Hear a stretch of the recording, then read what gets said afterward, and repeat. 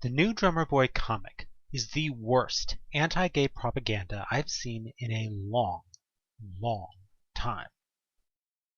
Drummer Boy is a new, openly gay villain in an outlandish costume that is insultingly stereotypical. He steals money from all the patrons in a charity ball via mind control. How stereotypically evil can you get?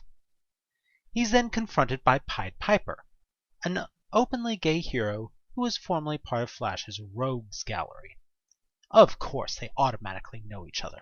Of course this author thinks all members of minority group know each other. Drummer Boy then argues for maintaining his segregated housing, arguing how he is oppressed by having to pay rent.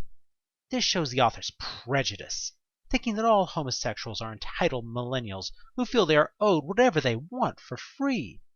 Drummer Boy even calls his adult friends at-risk youth. He uses an age-old tactic of infantilizing the people he hates. One significant part of the civil rights movement was black men getting the basic respect of not being called boy. The two gay men then explicitly call the crime that Drummer was committing rape, supporting the classic gay panic where all homosexuals are deviant assaulters. And they decide they want to commit a bigger crime together.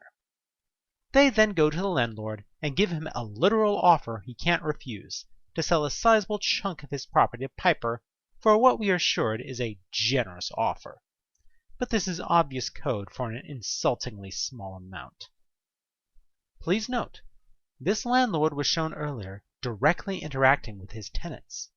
It's not a major company, so this is probably all he has. It's being directly stolen by the rich gay villains. This is a mashup of various Nazi stereotypes that I can't even put an image of. It disgusts me so much.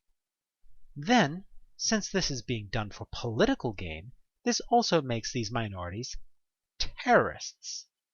How insulting and hateful a comic can you write in only 4 pages?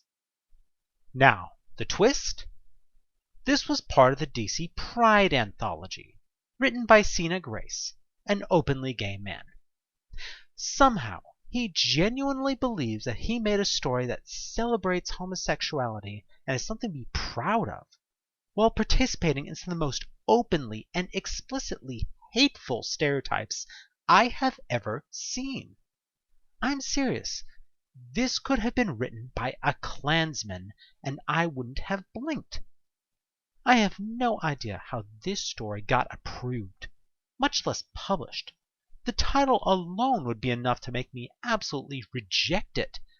It's baffling how anyone could be so clueless as to think this was a reasonable submission for Pride Month.